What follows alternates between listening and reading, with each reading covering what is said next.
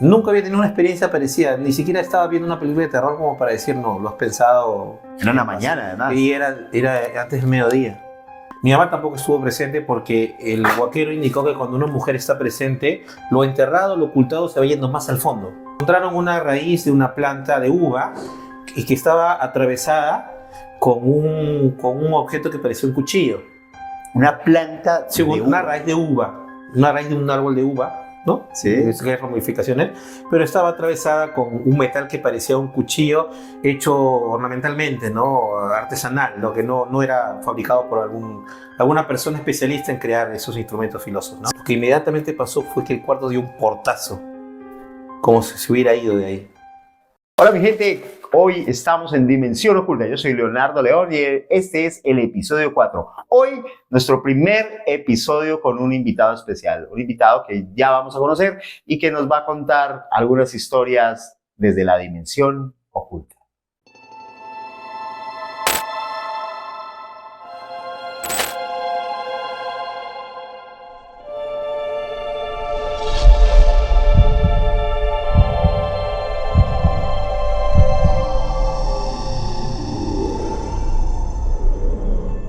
Y estamos aquí con Gonzalo, nuestro invitado del día de hoy. Gonzalo, es muy probable que casi nadie al otro lado te conozca. Bueno, no me conocen a mí, van a conocer a este man, pero cuéntale al público quién eres tú. Bueno, me llamo Gonzalo Sánchez, soy abogado y también colaboro con la producción del programa. Porque eso sí, él es el productor del programa. Así somos acá, multifacéticos. Falta gente, hermano, falta gente. Gonzalo, cuéntame, hace un rato estábamos hablando, cuando yo te convoqué a este proyecto, te decía yo de que es importante que, por ejemplo, cuando tengamos invitados a personas comunes y corrientes, personas normales que de pronto tengan historias que contar, o sea, no nos interesa de pronto jalar influencers, nada más por jalar una audiencia, claro, sino más bien poder escuchar historias reales y de personas normales. Claro, esa es la idea, ¿no? De traer gente acá al programa y que puedan contarnos sus experiencias, porque no hay mejor persona que la persona que ha vivido la historia, pues, ¿no? Eso es prácticamente lo que queremos con este programa, llegar a esa gente. ¿Alguna vez has tenido alguna experiencia paranormal? Tú me contaste hace un rato que has vivido un par de cositas. Sí, precisamente, justamente conversando anecdóticamente, me acuerdo que tuve la experiencia que le llaman poltergeist. El poltergeist. Sí, que supuestamente es la acumulación de energía, ¿no? De almas, bueno, dicen de alma, dicen de energía negativa. Y bueno, fue hace muchos años, tenía capacidad, porque tenía 10 años, para discernir lo que no era real y de lo que era real. O sea, podía darme cuenta, pues no era un bebé, ¿no? Y yo recuerdo... O sea, lo que nos vas a contar no es producto de que te hayas tomado una sobredosis de jarabe para la tos, sí, una leche pasada, nada de eso, ¿sí? No, era sanito. Y bueno, estaba en mi cuarto comiendo mi desayuno y frente a mi televisión había una pequeña mesa donde dejé mis cosas y de pronto pasó que se elevaron y comenzaron a girar lentamente y comenzaron a tomar velocidad, ¿no? ¿Qué se elevó? Era un plato de plástico, porque yo tendía a romper los platos, típico todo niño, ¿no? Y era un tenedor. Y dejé de comer, lo dejé en la mesita, me senté en la cama cerca de mi televisión y vi que se elevó y comenzó a girar, primero lento y yo me quedé impresionado, pues, ¿no? Quiero la imagen, o sea, se elevó, ¿qué tanto se elevó? Como si estuvieran bailando. Se pararon sobre la mesa y comenzaron a girar. Uno tras del otro, ¿no? Generaron ese tipo, un pequeño tornadito. Ya. Girando y comenzaron a elevarse de la mesa. El plato y el tenedor. ¿Y lo que estaba dentro del plato? No, ya no había nada. No, yo había consumido la comida. Esa fue la escena y obviamente la televisión de por sí comenzó a parpadear. Nunca había tenido una experiencia parecida, ni siquiera estaba viendo una película de terror como para decir, no, lo has pensado. Era una mañana, además. Y era antes del mediodía. ¿No? Y toda la luz prendida, la luz del sol que entraba. O sea, para mí fue impresionante porque normalmente este tipo de eventos suceden de noche, ¿no? Que es lo que más uno espera, ¿no? Pero fue ese momento hasta que mi mamá regresaba del mercado, abrió la puerta y llamó mi nombre para que le abra la puerta, que estaba en el primer piso, porque eso estaba en el segundo piso. Y cuando escuchó la voz de mi mamá, cayó todo. ¿Tú qué hiciste en ese momento? Solo que me quedé frío y como todo niño me eché en la cama y me tapé con lo que había.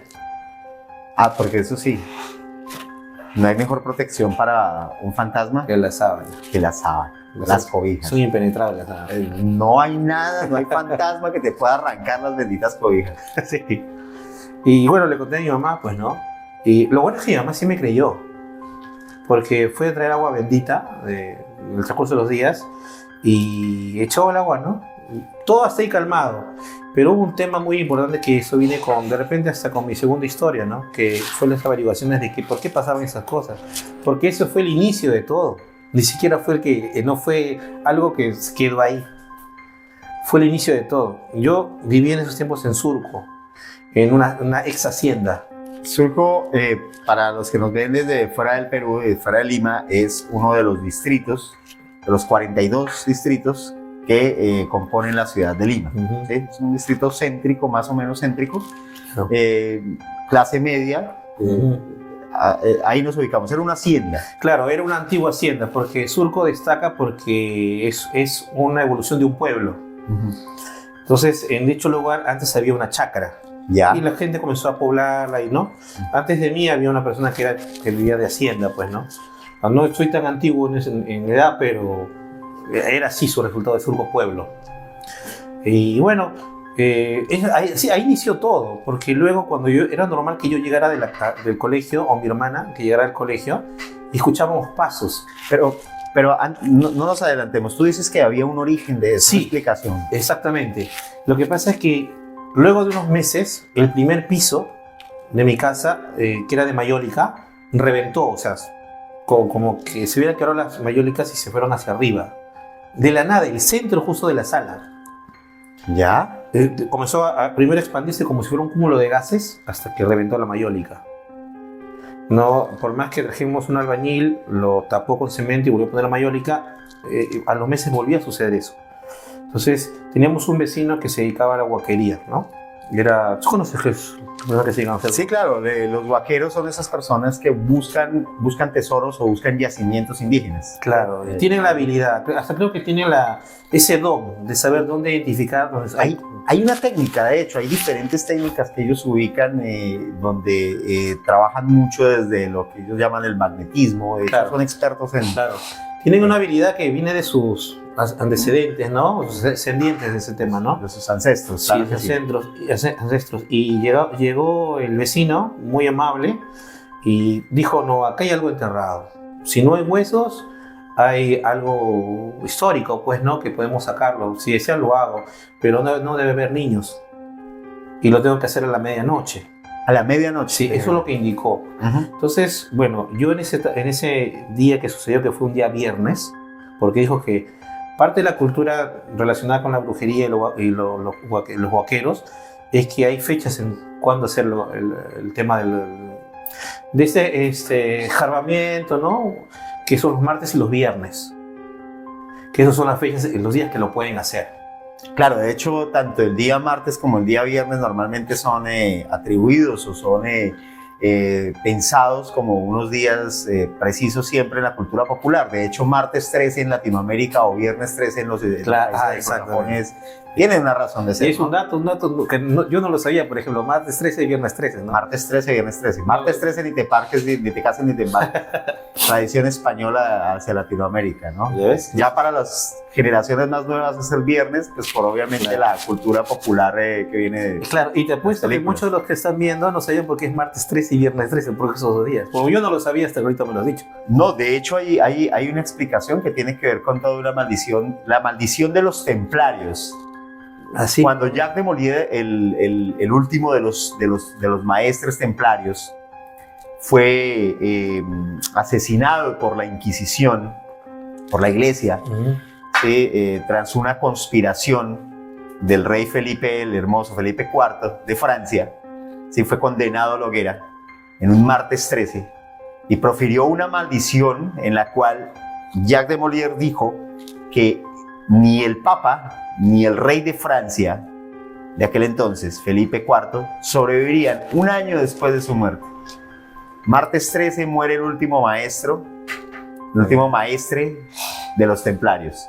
De hecho, de eso tenemos que hacer un programa sobre los templarios. Es algo que es bastante interesante como historia, pero bueno, no nos desviemos del tema. No me dejes ir, hermano, porque acuérdate que el trastorno de déficit de atención y terminamos hablando de templarios y yo vengo a saber qué fue lo que viste. Resulta que el día viernes mi mamá, mi hermana y a mí nos mandan a la casa de mi abuela, pero luego mi papá nos comenta qué sucedió.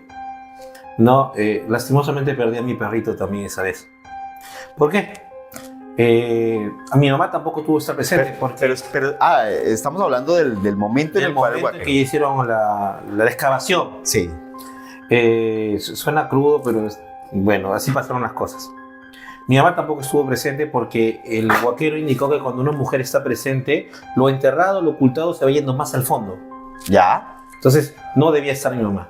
Sí he escuchado, ahorita cuando me cuentes, te voy a contar un poco de cómo escuchaba yo cuando era niño los relatos de huaqueros buscando tesoros en Colombia. Ya. Pues, seguramente va a coincidir bastante. Algunas cosas van a aparecer. Y resulta que mi papá nos contó esta parte donde indicó que el señor con su hijo vinieron y comenzaron a chachar coca. A chachar coca. Chachar coca. Esto que acaba de pasar con la mesa es un problema de la mesa, ¿no? Es que estén empezando a ver un Porter Gates acá, ¿no? Ese saltito. Chachar. Tú yo no me apoyé. No, yo sí. Chachar es masticar la coca para que la sustancia... Como planta, como tal, no es el Sí, proceso, no, por ¿no? supuesto.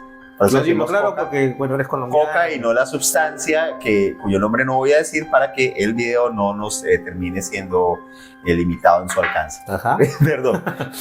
Y comenzaron a realizar ese consumo, oraron en silencio. Las oraciones de los vaqueros normalmente ¿a quién están dirigidas? A la Pachamama. A la Pachamama, la sí, madre tierra. A la madre tierra. Y comenzaron a chachar y escupir la coca chachada. No sé si es parte de eso o tenía mucha coca chachada, ¿no? La cosa es que comenzaron a escarbar y al metro y medio encontraron piezas de cerámica. Piezas de cerámica. Y luego más al fondo encontraron una cabecita de un niño. Bueno, dijeron que era de un niño, no sé si es niño o hombre, ¿no? Pero encontraron una cabeza pequeña y un manto que le envolvía. Ok. Entonces, según su deducción, el niño puede haber fallecido de un esclavo y por eso lo enterraron como tal, porque si hubiera sido de un hacendado, hubiera tenido, ¿no? Un sepelio como parte de lo que eran los hacendados, ¿no? Que era un poco más digno, ¿no? Claro.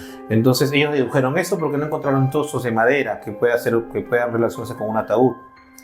Y más al fondo, porque no se detuvieron, porque dijeron que había algo más, encontraron una raíz de una planta de uva y que estaba atravesada con un objeto que parecía un cuchillo.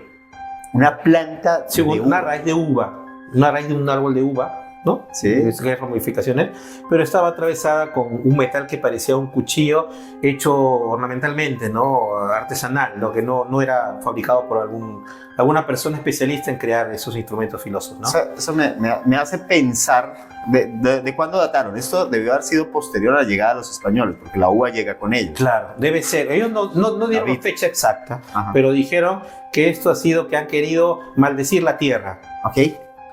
Han querido maldecir la tierra y cuando encontraron esa raíz dijeron que posiblemente ese niño ha sido sacrificado para maldecir la tierra. O sea, un niño, un ángel sacrificado con una raíz que produce, ¿no? Que genera producción para los hacendados y atravesado por un cuchillo, ¿no?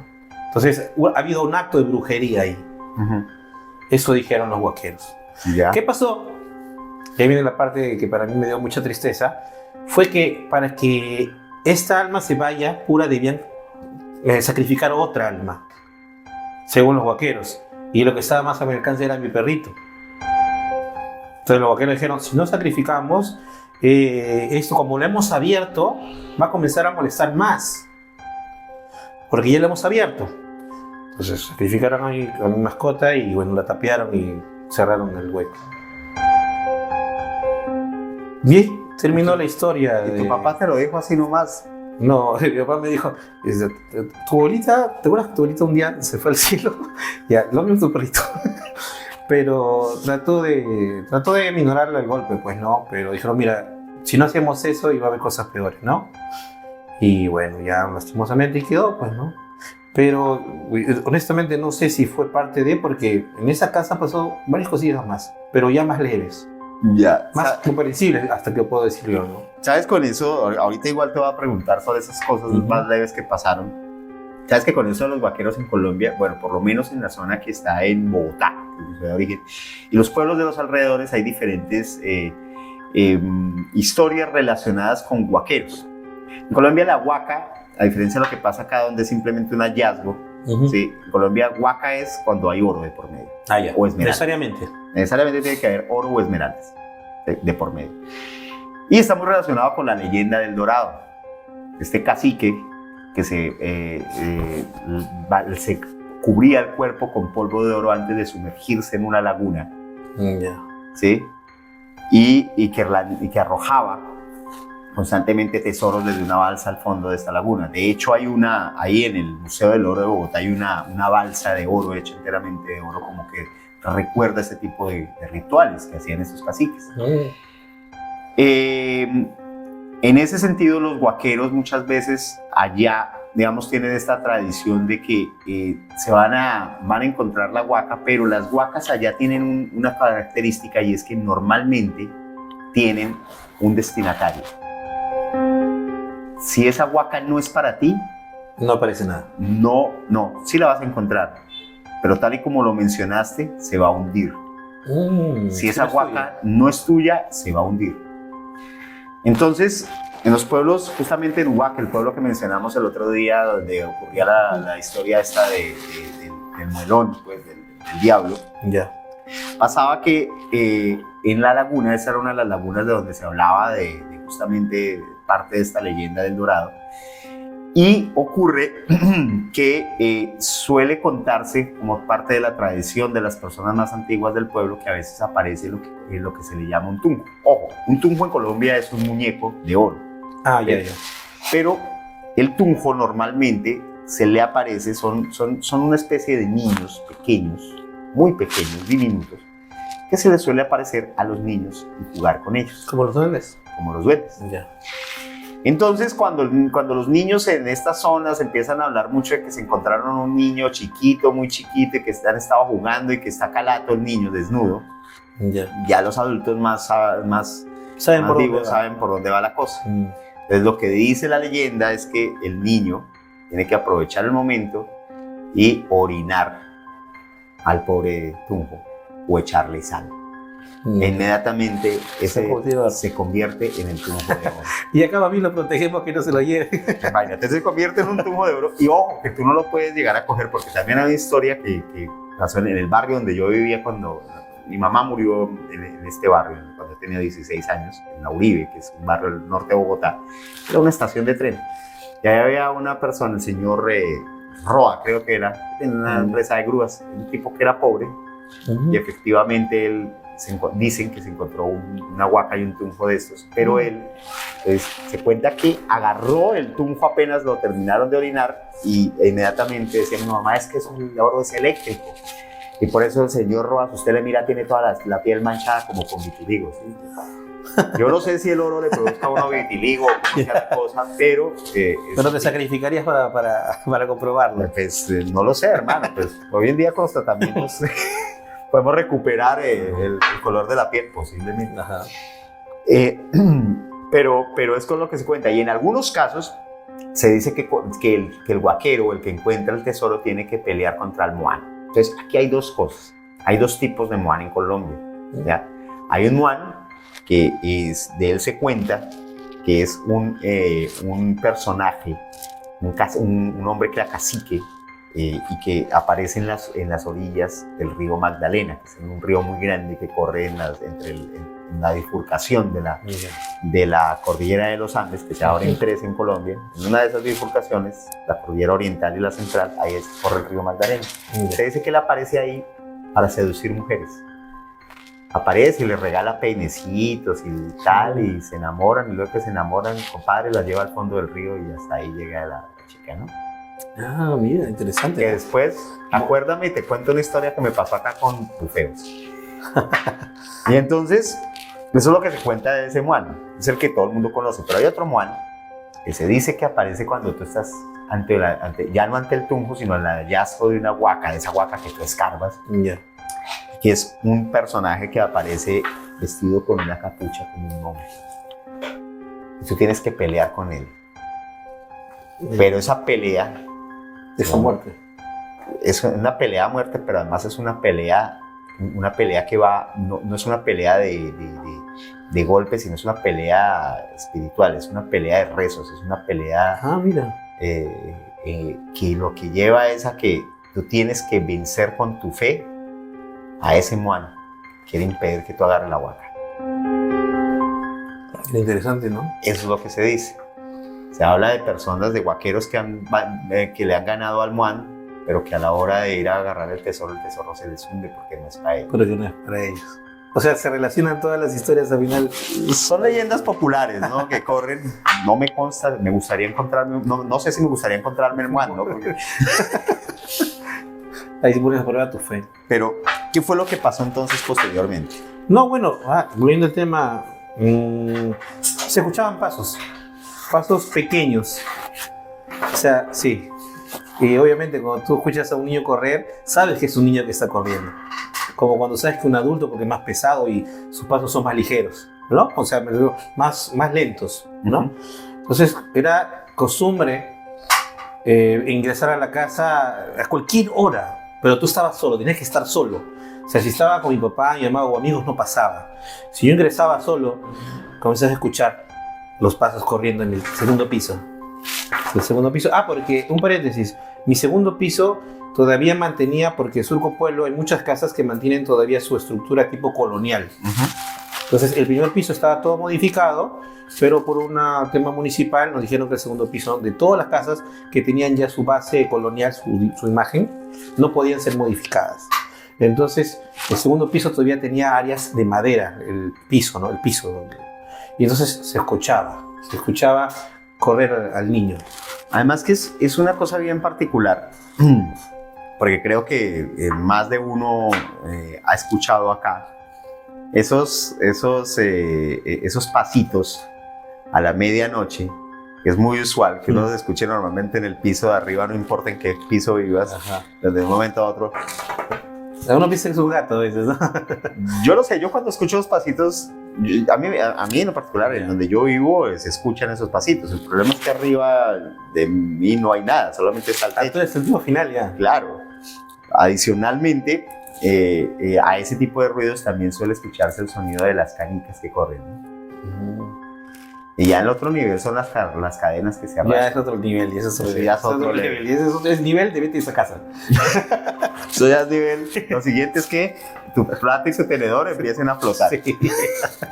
Sí, verdad que sí. Y eso pasó, bueno, eso es lo que me ha pasado particularmente a mí, ¿no? Pero en sí, a miembros de mi familia dentro de esa casa también le han pasado cositas. Bueno, ahí va, o sea, no te pasó a ti nada más. No, a mi mamá también le ha pasado. Por eso es que mi mamá creía, porque con esos hechos mi mamá contó que le había pasado a ella. ¿A ella qué le había pasado anteriormente? Resulta que entre la cocina y el comedor había una mesa, una ventana donde pasaban las comidas. O sea, habían hecho una ventanita tipo mexicana donde tú abres esto. Bonito, ¿no? Un detallito. Y la cosa es que esa ventanita estaba abierta y eso al mediodía mi mamá estaba cocinando y la mesa se veía a través de la ventanita. Para ir a la comedor tienes que salir de la cocina, dar la vuelta y llegar a la cosa. Entonces, mi mamá nos cuenta que al mediodía que estaba cocinando, vio a una mujer de cabello negro largo, de espaldas, sentada en la mesa. O sea, ella estaba cocinando y de ese lado estaba la mujer de cabello largo. Y como mi hermana siempre ha tenido el cabello largo, el cabello negro largo, pensó que era mi hermana. Y le dijo a ella, ¿ya quieres comer? Y la persona dijo, sí, tengo hambre. Ya, ahorita. Y luego mi mamá dijo, pero mi hija está en el colegio. Y cuando volteó a verla, la mujer se para y se va, desaparece. Se para y se va. Y a mi mamá le entró calofríos porque iba en la dirección de ingresar a la cocina. Y lo único que hizo mi mamá fue ponerse a rezar, cerrando sus ojos, porque mi mamá sí es una persona que cree en eso, porque también en su familia pasó cositas, ¿no? Entonces, solamente 3 escalofríos y comenzó a rezar. Obviamente la persona, ese espectro nunca entró a la cocina. ¿Era una persona adulta, la del espectro? El perfil que vio mi mamá era una joven. Y el cabello era negro lacio como una persona joven, porque si hubiera sido mayor supongo que era canoso, ¿no?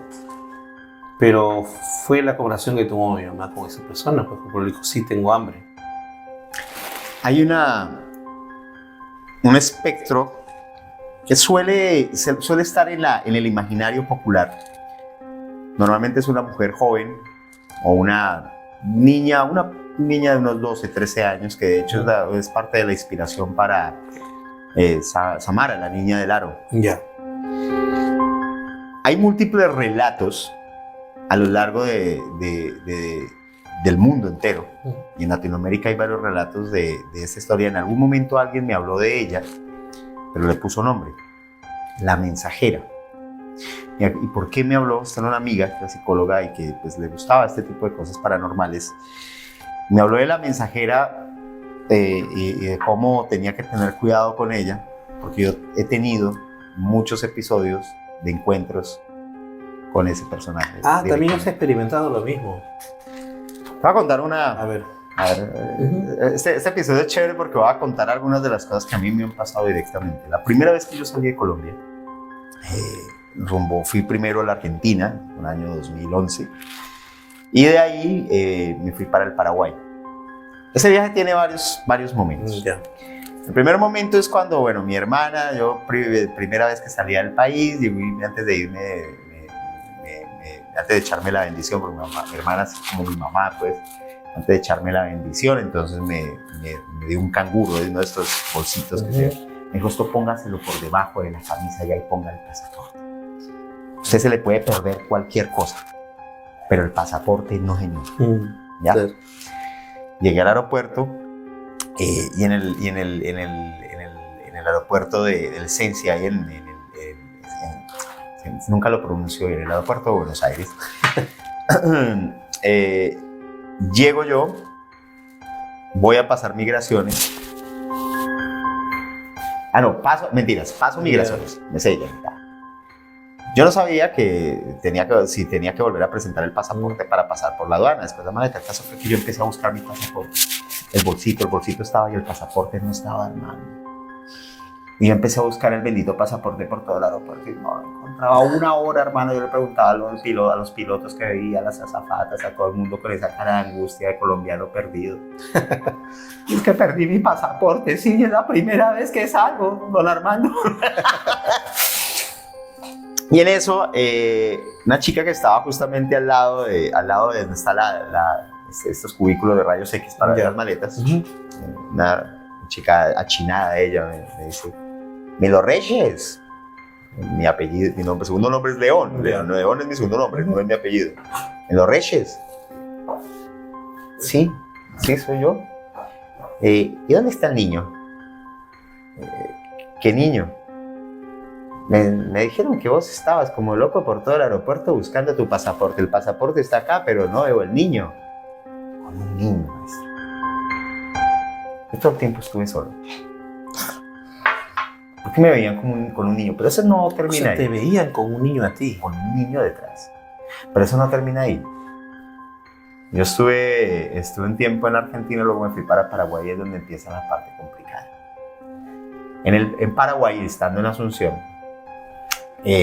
yo fui a contar cuentos a Asunción, a un festival. Salgo de una noche de show, nos fuimos a tomar unas chelas, unas birras, y nos retiramos del bar junto con una amiga argentina y una amiga paraguaya. Estamos caminando. Pasamos justamente frente a un hotel, el Hotel Gran Paraguay, un hotel abandonado de la época de la dictadura. Y al otro lado, ten en cuenta que Asunción es una ciudad pequeña para el tamaño de ciudades como Lima o Bogotá. Asunción es una ciudad de 1 millón de habitantes, el tamaño de Arequipa. No tiene edificios altos, o sea, el edificio más alto de Asunción tendrá 15 pisos, o tenía 15 pisos en esa época. El Hotel Gran Paraguay, o por lo menos lo que yo pude ver en ese momento en que pasamos, que estamos hablando de más o menos 1 de la mañana, así. Ojo, yo me había tomado apenas una cerveza. Un hotel de 1 o 2 plantas que estaba abandonado. tenía una verja, una reja. Ya. Vamos caminando y de un momento a otro, mientras yo voy caminando junto con ellas, se forma frente a nosotros bien un remolino de viento. Esos remolinos que a veces se forman ahí. Y yo empiezo a sentir frente a mí, en la medida que voy avanzando, empiezo a sentir algo que no me deja avanzar. Es como la sensación que tú tendrías si vas caminando y te encuentras con una telaraña. La telaraña no va a impedir que tú avances, pero algo resiste, tú sientes que algo resiste y voy caminando y sé que no es el remolino porque el remolino ya pasó. Le digo a mi compañera, la compañera mía que en el momento que estaba al lado mío, porque la paraguaya vive unos metros más adelante, le digo, ¿lo sientes? Y ella me dice, sí, pero vos andá, no mires para ningún otro lado. Cosa que yo no hice, yo miré para el costado derecho, era el costado derecho, hacia donde está la verja del Hotel Gran Paraguay, cruzando la calle, y detrás de la verja veo un hombre vestido con prendas militares de la época de los 70s, ¿sí? Y al lado de él, una niña de unos 12, 13 años, de cabello largo, negro, pálida, blanca, muy blanca, que me mira con vestido blanco. Ese día para mí fue fuerte porque se me acabó la paz. Yo llegué al hotel, llegué a mi habitación, no podía descansar. La imagen de la niña todo el tiempo estaba ahí. A partir de ese momento tuve la sensación como de que la alegría con la que yo estaba de descubrir todo un mundo de cosas que estaba fuera de mi país, se me fue. Y me entró una nostalgia y los siguientes días, que fueron como una semana más en Paraguay, fueron días de un nudo que no podía explicar en la garganta. ¿Por qué? No lo sé. Llegué a Colombia, llego al departamento donde yo vivía en aquel entonces, estaba desocupado. Lo habían desocupado por completo. No había nada, me han dejado sin nada. Asumo lo que venía. Y pasa que en la medida que va avanzando los días, yo empiezo a ver constantemente esa niña. Después obviamente ya tenía otra vez mi cama y todo lo demás, pero la cama de repente yo estaba durmiendo y se empezaba a mover, me despertaba y ahí estaba la niña.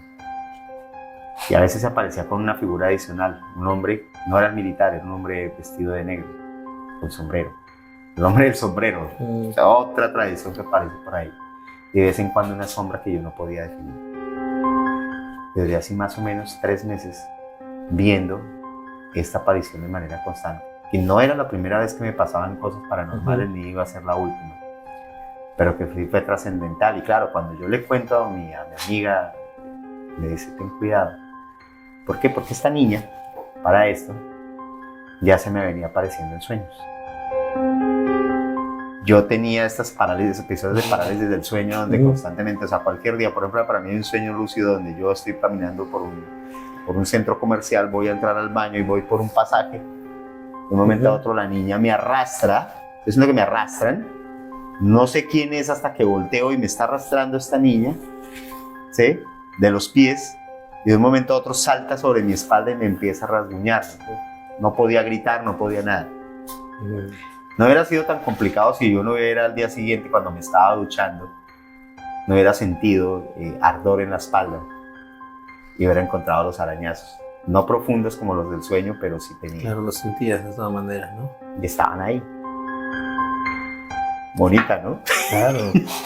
Pero cuéntame más, ¿qué fue lo que más pasó por ahí? Yo me quedé impresionado porque no sé cómo hiciste para liberarte de eso, porque cada vez se acercaba más a ser real para ti, ¿no? Claro, ya estamos hablando de que se materializaba, porque si estaba en tu mente, o sea, en tus sueños primero y luego comenzó ya a presentarse ante ti, era riesgoso, o sea. Yo tenía un amigo médico que decía que yo estaba sufriendo episodios de paranoides, esquizoides, por las luces de escenarios. En esa época pues trabajábamos mucho haciendo shows de comedia y de cuentos en la noche en diferentes bares, entonces trasnochaba bastante y yo solía leer mucho en la noche, normalmente me acostaba a 1 o 2 de la mañana.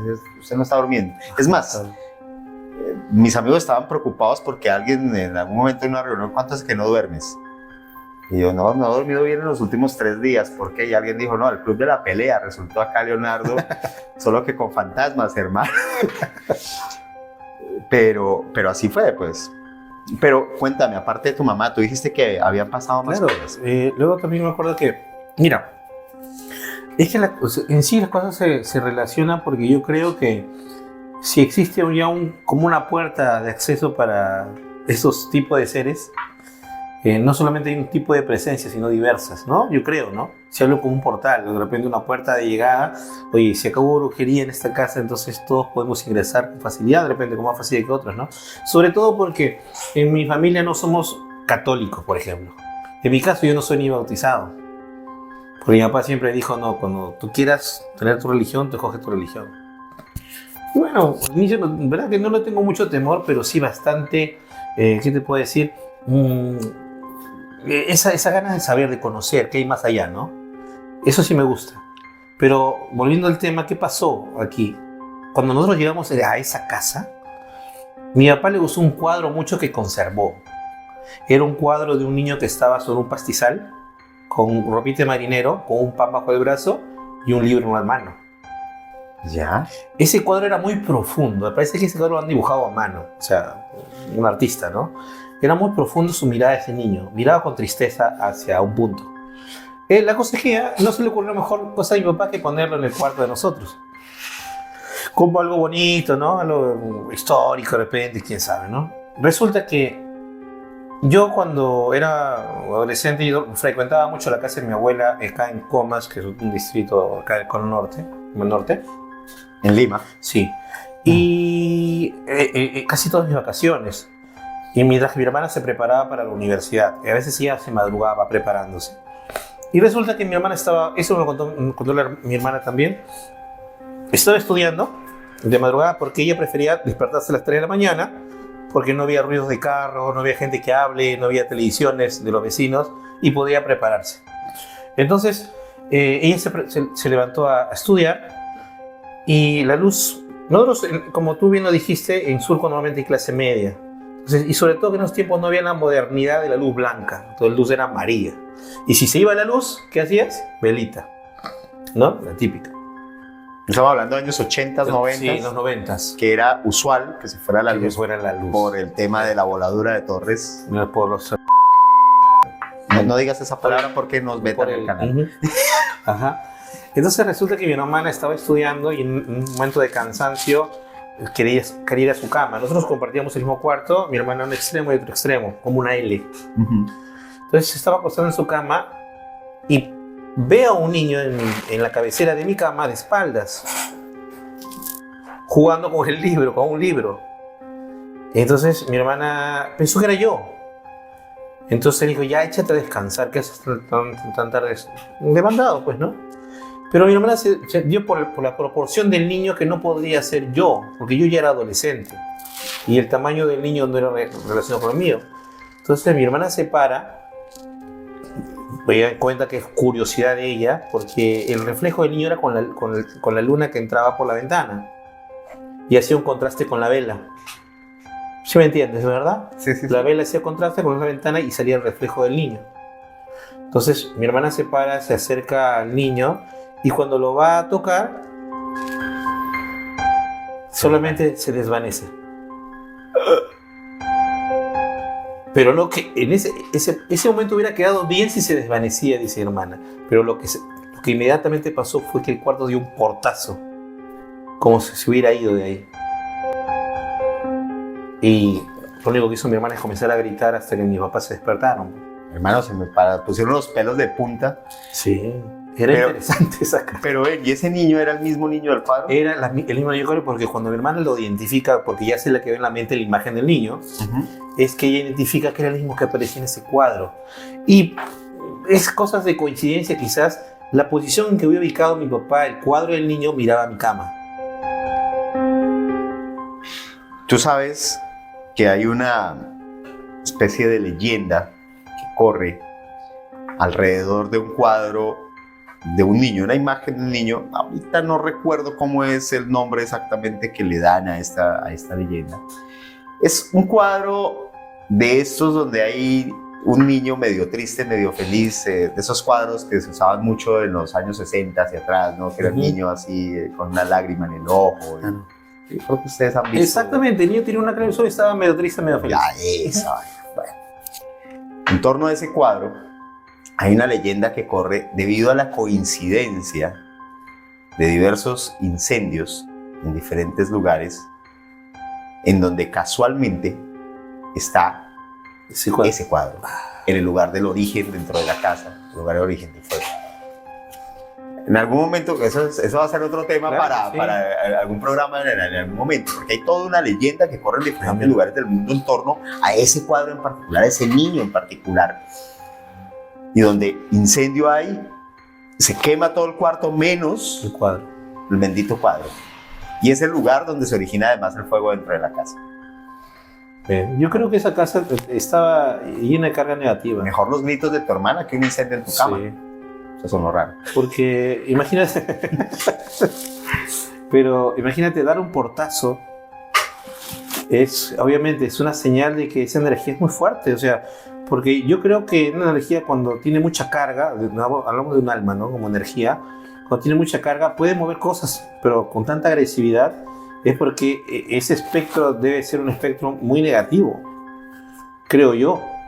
No, porque para que hagan esas cosas como golpes, como esas apariciones tan perfectas, porque algo es que veas una sombra, pero que veas su morfología completa es porque tiene mucha energía, claro, o mucho poder en ese lugar, ¿no? Y esas han sido cosas que se han suscitado. Y eso yo sí digo plenamente que terminó cuando trajeron a una señora que su nombre era Rosita, no sé si era viva o era anciana en esos tiempos, y ella limpió la casa.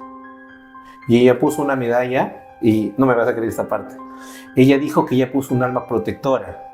¿Por qué? Porque los huaqueros pueden haber sacado esa brujería en ese momento, pero la puerta estaba abierta. Claro.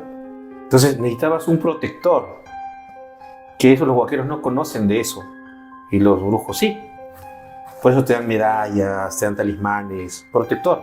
O sea, no solamente quitártelo, tengo que protegerte, sellarte, ¿no? Y ella trajo una protección, ¿verdad? Yo no sé, mi papá me comentó que era una madera en forma de cruz, que la puso en la parte más alta donde antes estaba ese cuadro. Y lo que sí, yo te voy a decir que se calmó bastante las olas de cositas que parecían. Y lo único que vio mi papá, ya estamos hablando de todos los integrantes de la familia, lo que mi papá vio un día que llegó tarde de su trabajo, porque mi papá trabaja muy lejos, y llegó tarde, estaba subiendo escaleras al segundo nivel, y en el segundo nivel teníamos un pasadizo bien sombrío, no sé por qué, ¿verdad? Y vio un lobo blanco. Levantó la mirada para subir, ¿no?, las escaleras, y vio un lobo blanco que lo miró y se metió. Ese era el fantasma del perro que sacrificaron. No. y bueno, y presumo yo que ese era el protector, pues, ¿no? Porque claro, ya todo se calmó después de la llegada de esa señora. ¿Tú crees en la brujería? He comenzado a creer con el tiempo. Porque he visto hechos de personas que por temas médicos no se han podido curar. Yo una vez tuve un episodio, ese episodio fue bien particular. Yo tuve una novia y a veces yo me quedaba en su casa, pues. Ya. Pero esta novia tenía uno de esos novios tóxicos, de esos exnovios tóxicos perseguidores, de esos que se inventan tumores para tratar de retener a embarazos. Sí, pues él no se podía embarazar, entonces se embarazó el cerebro, la mente, ¿no? Y entonces, hermano, una noche estábamos, yo me había quedado en su casa, yo estaba ahí durmiendo con ella cuando de un momento a otro yo siento una carcajada, un fogonazo. No, una carcajada. Primero fue una carcajada. La carcajada que se le atribuye normalmente a las brujas, ¿no? Yeah. Yo, como que me despierto, pero en el momento en que estoy abriendo los ojos, estamos hablando que el departamento de ella estaba en un primer piso. En la ventana de la sala, que se veía desde su habitación, porque la puerta estaba abierta en la ventana de la sala, Al otro lado de la cortina vi un fogonazo. Entonces yo la desperté. Me levantó y dije, ay, no me deja dormir, ¿qué tiene? No me moleste, tal. Se levantó de mal genio y se fue para el baño. Entra al baño. ¿Qué es esto? El baño entero, cubierto, el piso de babosas, unas babosas de este tamaño, maestro. Yo llego, ¿qué hacemos? ¿Cómo le sale esta vaina? ¿Sí? ¿Qué iba a hacer? ¿Barrerlas? Claro, no se puede. Exacto. Luego me voy para la cocina donde estaba el tacho, la caneca para botar. Y la cocina inundada de babosas, todo un montón de babosas de ese tamaño. Y era imposible que sea por algo natural, tiene que ser provocado. O sea, eso no tiene ningún sentido. Yo quedé como con la vaina, ella lo atribuía que había temblado en esos días, pero eso no iba por ahí. Estaba seguro de que no. Máxime cuando unos días más tarde vi una mujer con las uñas largas a 2 cuadras de la casa. Que se quedó mirándome. Yo la miré y lo supe. Mira, hermano, esa relación no duró más de un mes. Nada, causó rompimiento. Después de eso no duró más de un mes. Porque, no, o sea, empezó la cosa, ahí mal el tema de comunicación entre los dos, y finalmente me quité, yo dije, esta vaina no. Lo causaron, lo motivaron. Pero no volvió con su ex. Yo no tengo ni idea. No quisiste verla más, nada más. Simplemente yo no quise saber nada más, absolutamente nada más del tema. Complicado. Sí. Hace unos meses que estaba yo en un proceso de voy a tratar como de entablar comunicación con personas de mi pasado a las que pude haberle hecho daño. Yo no sé, o sea, yo sentía, ya me llamaba y yo me ponía nervioso, me enfermaba, o sea, me sentía mal. Era una cosa de que no podíamos hablar porque yo me sentía mal, físicamente mal. Hace unos meses estaba yo haciendo un trabajo interno muy de sanar cosas, perdóname y a la vez perdonar cosas.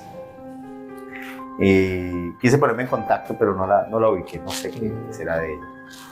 Pero fue una cosa súper extraña. En esa época no tenía yo conocimiento de un montón de cosas que han venido transcurriendo, pero ese contacto para mí fue claro de que algo había. Claro. ¿Sí? Definitivamente algo. No sé, no es natural. Cuando no es natural, ¿qué te queda? Después seducir. Después he pasado por cosas que me han llevado a, evidentemente, encontrar evidencias de trabajos y de vainas, pero digamos que esa fue de película. Pues.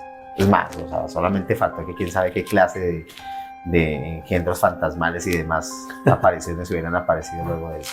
Claro. Pues logró el objetivo. Entonces eso era. O sea, deduciendo, ¿no? Deduciendo es eso. Así como... ¿Qué más pasó en tu casa? Eso fue lo más impresionante, ¿no? Para mí. Bueno, después hay cosas comunes que no les pasa, ¿no? Como te ha pasado a ti ya saliendo de tu país, ¿no? Hace poco nomás me fui yo a la selva por un tema laboral.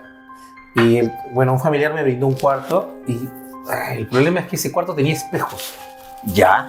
Yo hasta ese momento no sabía nada, no, bueno, también estoy conociendo estos temas, sobre ese tema de los espejos frente a las camas. O sea, para un hotel, excelente, ¿no? Para un hotel no hay nada mejor. Ojalá el espejo esté en el techo, hermano.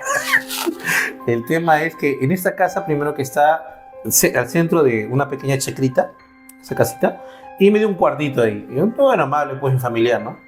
Estoy ahí y hay un espejo al lado, en la cabecera de la cama y al lado izquierdo de la cama. Y bueno, yo me veía mientras que me estaba dando vueltas para dormir. Me veía, pero me parecía extraño, porque es extraño verte en el espejo mientras descansas.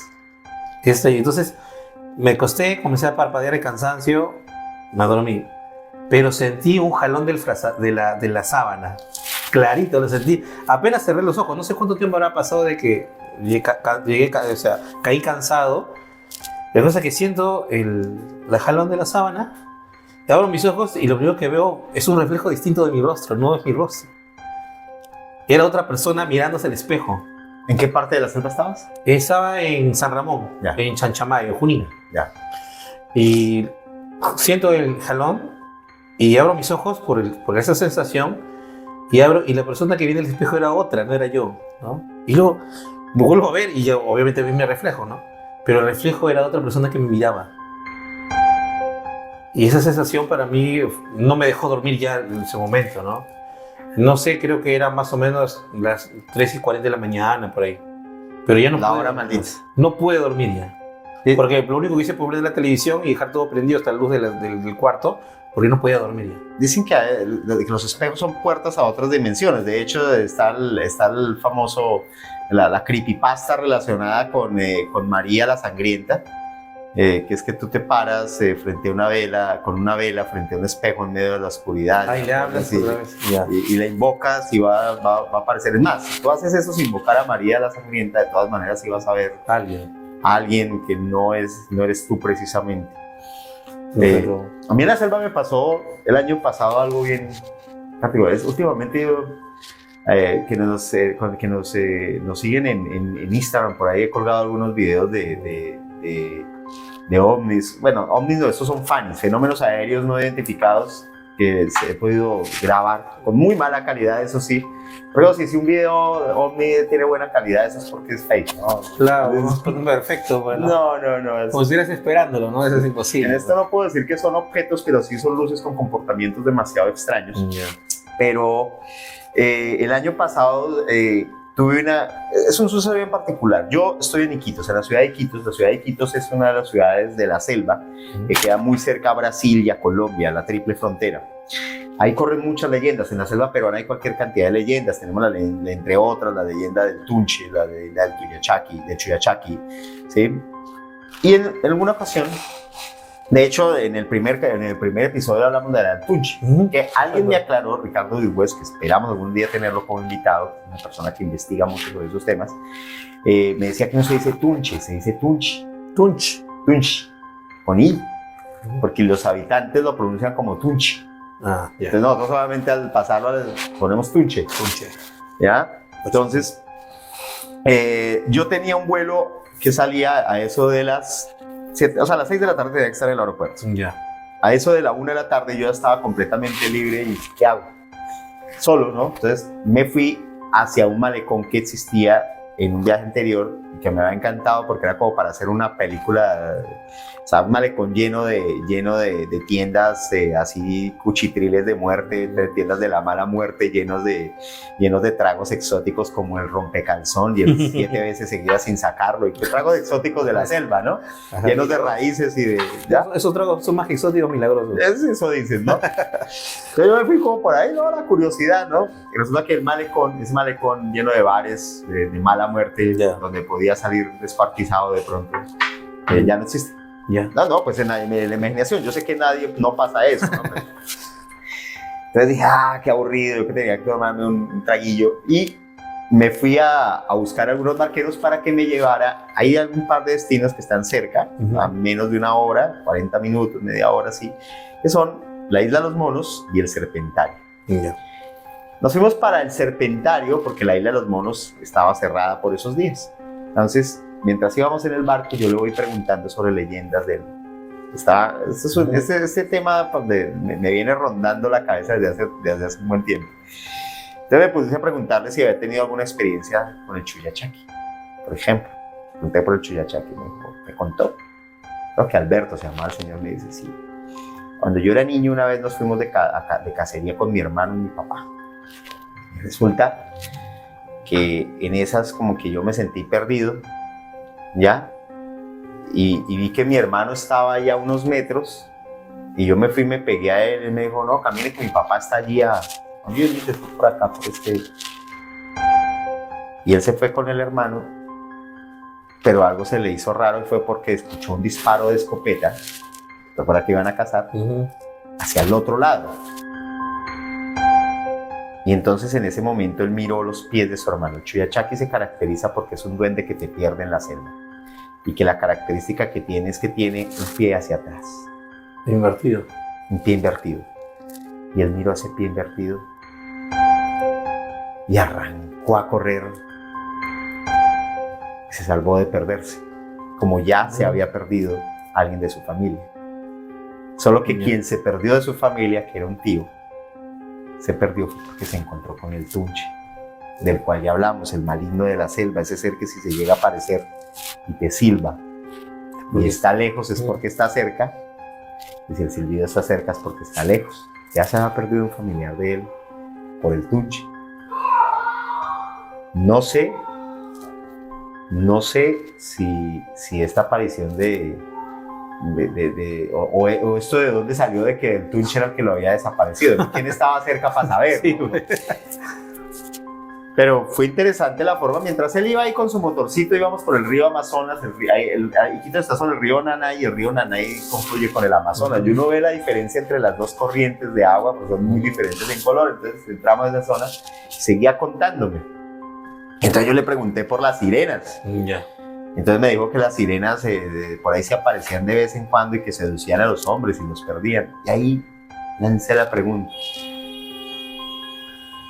¿Y los bufeos? El bufeo para estos es un animal que se conoce como el delfín rosado del Amazonas, que no necesariamente es rosado, sí hay rosados, pero también hay unos grises. Me pregunto, ¿y el bufeo?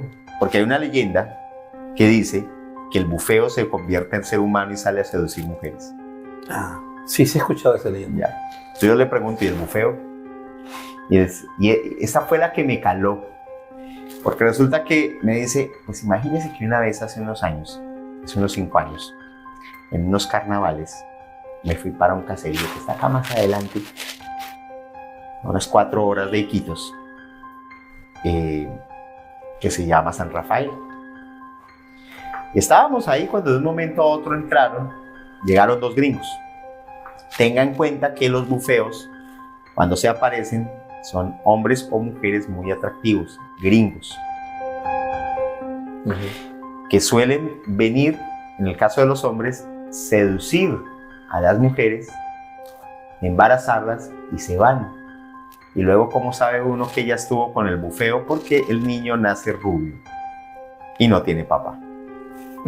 Yo para mis adentros dije, ay Dios mío, qué manera de ocultar que es gringo y no era mentido. Pero ojo con lo que pasa, él llega y me cuenta que estamos en San Rafael, que estaban en San Rafael, y que llega una pareja hombre-mujer gringos muy bien vestidos. Él me describía a este hombre como con un cinturón así de cuero perfecto, a la mujer súper, un par de gringos muy bien puestos. No hablaban nada, ellos simplemente tomaban chicha. La chicha, para esto es la chicha de jora, como le dicen acá. La chicha igual en Colombia también se consume chicha, tomaban chicha. Poco a poco la chicha se sube a la cabeza, ¿no? Se fueron emborrachando y a eso de las 5 o 6 de la mañana cuenta él que los gringos se fueron acercando hacia el malecón, que ahí tiene una especie de baranda, y de la nada los 2 gringos se cayeron y todo el mundo gritó, ¡se cayeron los gringos, corran! Y cuando llegaron a la orilla del malecón resulta que los gringos ya iban allá, uno rosado, uno gris, los bufeos. Y en eso alguien repara, y resulta que dice él, se le olvidó a los bufeos. Yo dije, ¿no sería más bien un regalo? Porque claro, es raro. Les dejaron varios pescados, les dejaron pescados, una de estas rayitas de río, un par de peces, dejaron una cantidad de peces chévere, ¿no? Yo llegué al Serpentario, hice mi visita y viniendo de vuelta a Iquitos, le dije, oye, pero qué buena historia a todas estas. Y los bufeos, los delfines, ¿será que de pronto vemos por acá? Me dijo, no, ellos no se acercan a la ciudad. ¿Sí? No se acercan a la ciudad. Si tú quieres ver bufeos, si quiere ver bufeos, tiene que avanzar 2-3 horas cerca a la ciudad, no los vas a ver.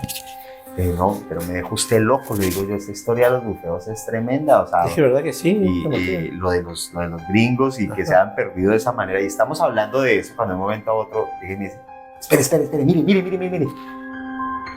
Hermano, 2 grandes, tal y como él me los había descrito, uno rosa, uno gris, a 50 metros del puerto, del muelle donde no aparecen los delfines rosados del Amazonas. Los bufeos no aparecen porque está muy cerca de la ciudad, estaban al lado de la balsa.